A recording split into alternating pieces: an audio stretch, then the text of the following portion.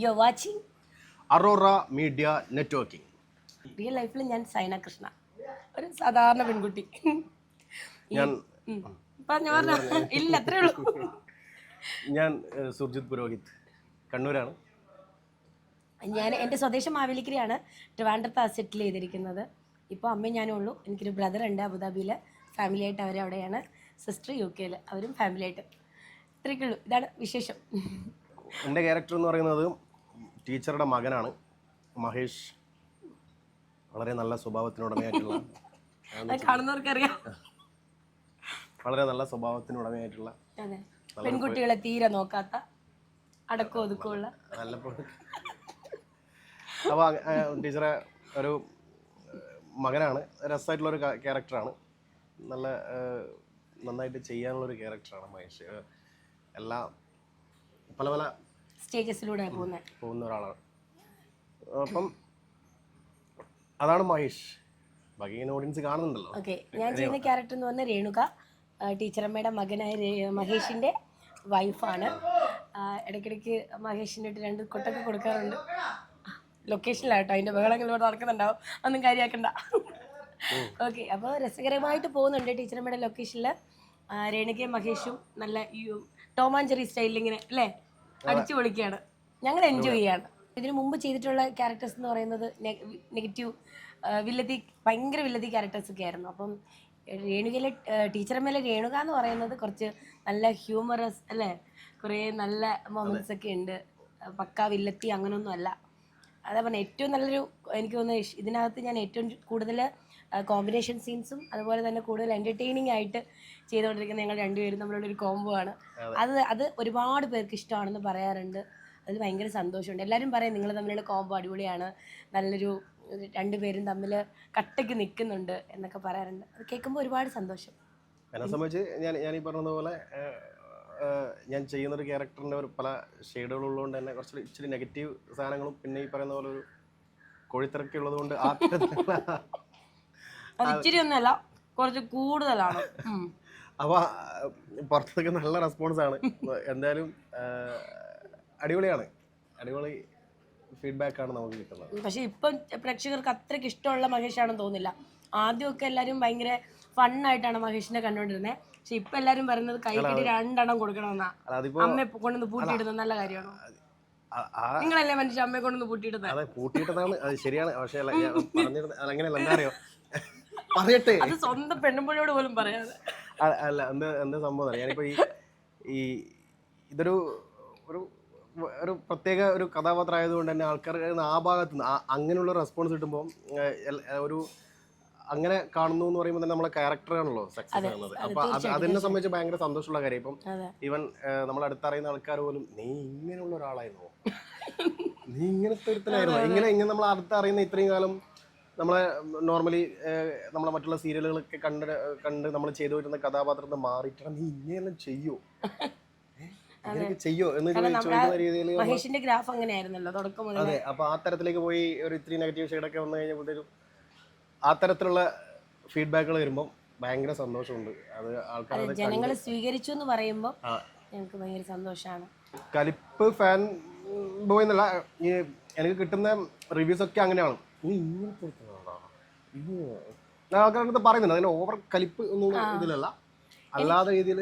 എനിക്ക് മുമ്പ് അനുഭവങ്ങളൊക്കെ ഉണ്ടായിട്ടുണ്ട്. പക്ഷെ ഈ നമ്മുടെ ടീച്ചറമ്മ വന്നതിന് ശേഷം എല്ലാവരും പറഞ്ഞത് ഭയങ്കര രസമാണ് രേണുക, ഈ പറഞ്ഞതുപോലെ കുറച്ച് ഹ്യൂമർ കൂടുതലുള്ളൊരു ക്യാരക്ടറും കൂടി ആയതുകൊണ്ട് എല്ലാവരും അത് ഇഷ്ടപ്പെടുന്നതായിട്ടാണ് തോന്നിയിട്ടുള്ളത്.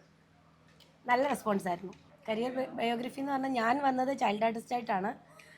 ചെറുതിലേ മുതലേ ഡാൻസും കാര്യങ്ങളൊക്കെ ഉണ്ടായിരുന്നു. എനിക്കൊന്നൊരു 5-5.5 വയസ്സിൽ ഇൻഡസ്ട്രിയിൽ വന്നു. പക്ഷെ കണ്ടിന്യൂസ് ആയിട്ട് നിന്നില്ല, ഇടയ്ക്കൊക്കെ ഇങ്ങനെ വന്നും പോയൊക്കെ നിന്നു. ചെറുതും വലുതുമായിട്ടുള്ള വേഷങ്ങളൊക്കെ ചെയ്തു. 2014 ശരിക്കും ഞാൻ കരിയർ ശരിക്കും സ്റ്റാർട്ട് ചെയ്തു എന്ന് പറയുന്നത് അനിയത്തി എന്ന് പറയുന്ന ഒരു സീരിയലിലൂടെ. അപ്പോൾ അതിനുശേഷം കണ്ടിന്യൂസ് ആയിട്ട് ഈ ഫീൽഡിൽ തന്നെ ഉണ്ട്.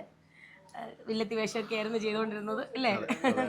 ഞാൻ എന്നെ സംബന്ധിച്ച് ഞാൻ കണ്ണൂർ നാടകങ്ങളിൽ കൂടിയാണ് തുടങ്ങുന്നത്. നാടകങ്ങൾ ചെയ്തുകൊണ്ടിരിക്കുകയായിരുന്നു. അങ്ങനെ തുടക്കം നാടകത്തിലായിരുന്നു അല്ലേ? നാടകങ്ങൾ ചെയ്യും. ഞാനും നാടകങ്ങൾ അങ്ങനെ ചെയ്ത് പിന്നെ നാട്ടും പുറത്തുനിന്ന് തന്നെ നമ്മൾ ചെറിയ സെറ്റപ്പിൽ ഷോർട്ട് ഫിലിമുകൾ, അങ്ങനെ ആ ഒരു ഷോർട്ട് ഫിലിം ട്രെൻഡ് ഉള്ള സമയത്ത് നമ്മൾ ഷോർട്ട് ഫിലിമുകൾ ചെയ്തുകൊണ്ടിരുന്നു. അപ്പം അങ്ങനെയാണ് ഞാൻ 2018 ഞാൻ സീരിയൽ മേഖലയിലേക്ക് വരുന്നത്. ഇപ്പോൾ 2025 7 വർഷം ഞാനിപ്പോൾ ഈ ഫീൽഡിലുണ്ട്. കുറേ നല്ല കഥാപാത്രങ്ങൾ ചെയ്തിട്ടുണ്ട്. അപ്പോൾ അതിലേറ്റവും ഒരു വൈവിധ്യമായിട്ടുള്ളൊരു കഥാപാത്രം എന്ന് പറഞ്ഞാൽ എനിക്ക് തോന്നുന്നത് ഇതിലെ ടീച്ചറമ്മയിലെ മഹേഷ് തന്നെയാണ് ഉറപ്പായിട്ടും. അതെ, തീർച്ചയായിട്ടും അതെ, ആകട്ടെ. അതാണ് എൻ്റെ ബയോഗ്രഫി. എനിക്ക് എല്ലാ ഫുഡും ഇഷ്ടം, കണ്ടാ മനസ്സിലാവും. എനിക്ക് എല്ലാ ഭക്ഷണവും, തിരിഞ്ഞു കടിക്കാത്ത എല്ലാ ഭക്ഷണവും കഴിക്കും. പിന്നെ ചോറാണ്, നമ്മൾ മലയാളികളല്ലേ, ചോറാണ് ഏറ്റവും കൂടുതൽ ഇഷ്ടം. വെജിറ്റേറിയൻ ആയാലും ഓക്കെ, നോണും ഇഷ്ടമാണ്. As always Thalassery biryani. ഓ, എനിക്ക് പിന്നെ ഫുഡെന്ന് കേൾക്കുന്നത്, ഫുഡാണ് എൻ്റെ മെയിൻ പരിപാടി. അതുകൊണ്ട് ഇന്ന ഫുഡൊന്നൊന്നുമില്ല. തലശ്ശേരി ബിരിയാണി എന്നിട്ട് ഒരു തവണ പോലും കൊണ്ടു തന്നിട്ടില്ല, മേടിച്ചു തന്നിട്ടുണ്ട് എനിക്ക്. അല്ല, അത് ഇത് തന്നെ മഹേഷ്, ഇത് തന്നെ മഹേഷ്, ഇത് തന്നെ ഇങ്ങനെ ഫേവറേറ്റ് ഈ തലശ്ശേരി ബിരിയാണി തന്നെയാണ്. തലശ്ശേരി ബിരിയാണി കഴിഞ്ഞിട്ടേ ബാക്കി എന്ത് ഫുഡ് എനിക്ക്. പക്ഷെ ഞാനത് വിശ്വസിക്കുന്നില്ല, ഭയങ്കര ഫുഡിയാണെന്നൊന്നും. ഇത്രയും ഭക്ഷണം കഴിക്കും, ഒരു ചപ്പാത്തിയിൽ ഒതുക്കുകയും ചെയ്യും. അല്ല, ഫുഡി എന്നല്ല, പക്ഷെ നമ്മൾ ഒരു പേഴ്സണൽ ഫേവറേറ്റ് എന്ന് പറയുന്നത് നമ്മുടെ തലശ്ശേരി ബിരിയാണി.